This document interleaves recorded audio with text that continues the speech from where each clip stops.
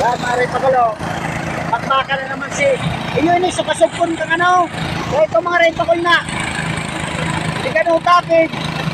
Palabas sa Facebook page. So nakano kami. Nag-tracer na.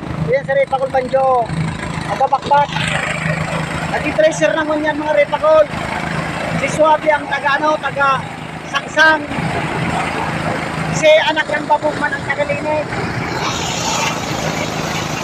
Ako po si Dulupe Radio. Ang aking kambukad. Ini po, ini ang buhay kang ano, mga repakol, buhay kang bigli sa probinsya, kung po doon. Isang kahit isang tunga sa Tagalog. Kung sa English, chicken. Yan ang masakit na maray. Mintan kung ining mga ano, aking kang maray na piso, huli nina niya dahil makakastahan. Magapat na trabaho ang mga repakol. Ini si anak ng baboy mo. Duminakulan sa kaarog sa nakam. Pero radyan, sigurado ang mga repakol na may sarong naman bilog.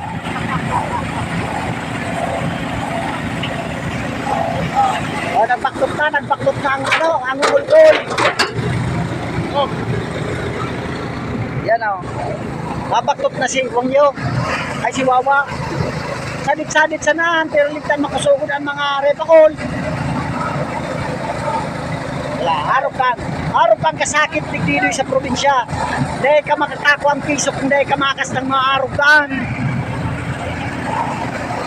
Pero matahon talaga mga repakol. Grabe nga ba? Dahil mga kabawi, dahil nga kahit makadaling baladon. Ano, lugi naman sa pag-tracer tigil. Kulang magiging sa tracer. Yan o, ulit hina niya. Si Repakol Banjo, kiyod.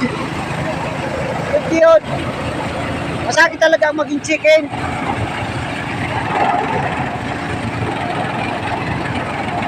Iyo ang mga Repakol ang apod may kang isang tuka chicken. Tahan pa kung makasupog na maray madangog kang ibang tawo. Masabi ang pupriho na maray. Chicken naman. Yan o. Hindi pa karay kang anak ng babo. Tamik yun natanggal sa tornilyo.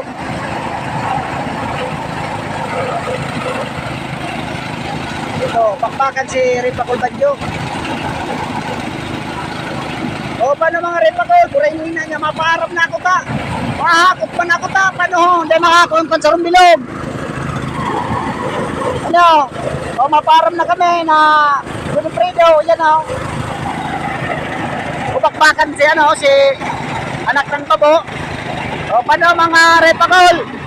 Repaklingawan, follow and share sa Facebook page and then subscribe ka mo sa ano, sa YouTube channel ta. Aram, babayu.